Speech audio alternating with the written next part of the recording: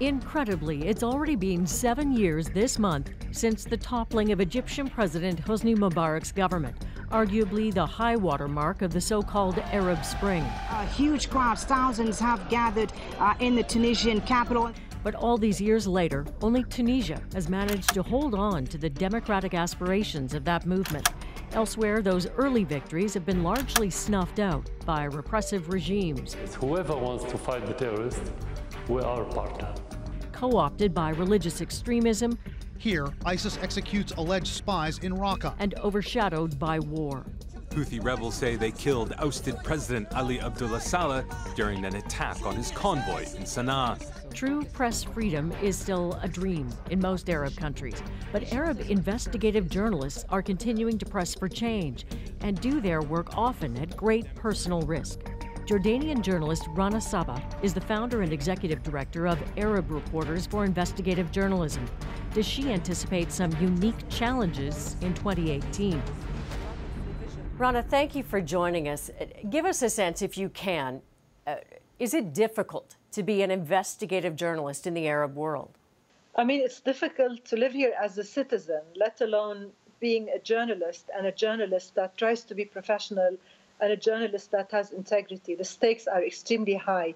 We are working in one of the most difficult jobs in the world's most difficult region. It's a region that has slipped into war, into chaos, into political turmoil, into greater repression. And everything is affecting the citizens of these countries. And we, of course, as journalists, trying to do our work and expose the truth and hold the power to account, are facing very difficult situations across the region. So give us an example, if you can. Let's say yourself or one of your colleagues has an investigative story. What kinds of challenges might they encounter that I, for instance, as a journalist in the West, am not likely to come up against? Sure. We did an investigation with one of the international TV channels on allegations of torture and human rights abuses within the Central Police Security in Egypt. We documented the deaths of 13 police conscripts, and we showed that nothing summed up. So the prosecutor's report was different from the report that went to court, was different from the report that was given to the families of the conscripts. And as a result, Egypt launched a huge campaign against us, against the international TV broadcaster, and against the journalist himself. The journalist himself was working with us with the knowledge of his editor, and suddenly his editor was under tremendous pressure, and he was told clearly, it's the whole newspaper or this guy will leave his job. And this guy basically was fired after 9 years of working loyally at this,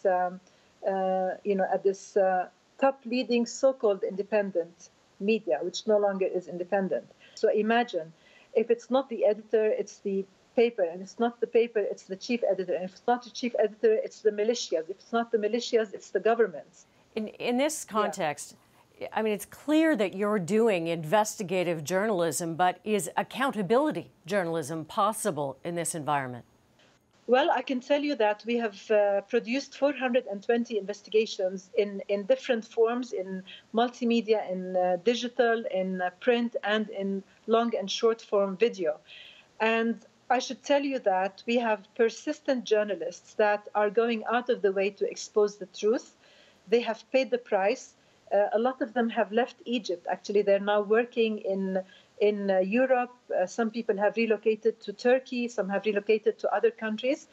The work has become impossible. But for the people that really care for their job and their independence and their professionalism, the people that have the skills and the backing and the integrity, it's very difficult. But who said, when you choose to become an investigative journalist, you're not just any journalist. You're a very special type of journalist that basically wants to be the conscience of your society. You want to give the voice to the voiceless. You want to basically comfort the people that have been afflicted. And of course, there's a big price to pay. But, we've been working in this field for the past 11 years, and I can assure you that in the beginning, things were much easier. The change started after the Arab Spring because we had a moment of chaos. Syria slipped into civil war. Libya slipped into civil war. South of Yemen slipped into civil war. You've had chaos in Egypt for 2 years, and then you've had a crackdown on the elected president. And now we're back to the same old police states ruling us in the same old way, except that, unfortunately, the West that is backing all these regimes is no longer holding these governments accountable when they break human rights and they basically, clamp down on the media, because their interests are no longer freedom. Their interests today are the political stability of their allies.